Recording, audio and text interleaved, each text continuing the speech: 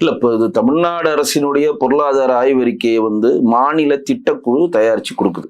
மாநில திட்டக்குழு 11.19% இந்தியாவிலே முதன்மை மாநிலமாக பொருளாதாரத்தில் நாங்கள் வளர்ந்திருக்கிறோம் சொல்லி நம்மளுடைய வரிப்பணத்துல எல்லா பேப்பர்லயும் முதல் பக்கமா ஒரு விளம்பரம் கொடுக்குறாங்க. ஒரு 10-15 விஷயங்கள் சொல்லிட்டு, எது இந்த காலை உணவு திட்டம், மகளிருக்கு இலவச விடியல் பயணம், தவப்புதல்வன் திட்டம், உரிமை தொகை, இதெல்லாம் சாதனையா போடுறாங்க. நாம கேட்கறது, பொருளாதாரத்தை நீங்க வளர்ந்துருக்கீங்கன்னா இன்ஃப்ராஸ்ட்ரக்சர் எங்க? இன்ஃப்ராஸ்ட்ரக்சர் தானே வளர்ச்சி. கடனை வாங்கி நீங்க இலவசம் கொடுக்கறது எப்படி வளர்ச்சி ஆகும்? நேற்று கூட நான் ஒரு சேனல்ல பேசுறப்ப மோடிஜி அவர்கள் 200 லட்சம் கோடி கடனை வாங்கிட்டாங்க அப்படின்னு ஒரு கூற்று வைக்கிறப்ப அந்த கடனை மாநிலங்களுக்கு எந்த அளவு இன்ஃப்ராஸ்ட்ரக்சர்ல செலவு பண்ணியிருக்காங்கன்ற டேட்டா கொடுக்குறேன். தமிழகத்தில் என்ன பண்ணாங்க?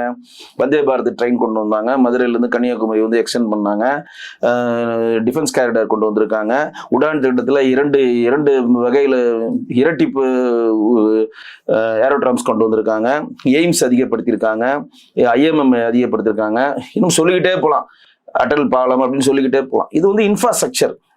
இங்க தமிழக அரசு கிட்டத்தட்ட நேத்து பட்ஜெட்டோட சேர்த்துனா கிட்டத்தட்ட 10.5 லட்சம் கோடி கடன்ல தமிழக அரசு இருக்கு.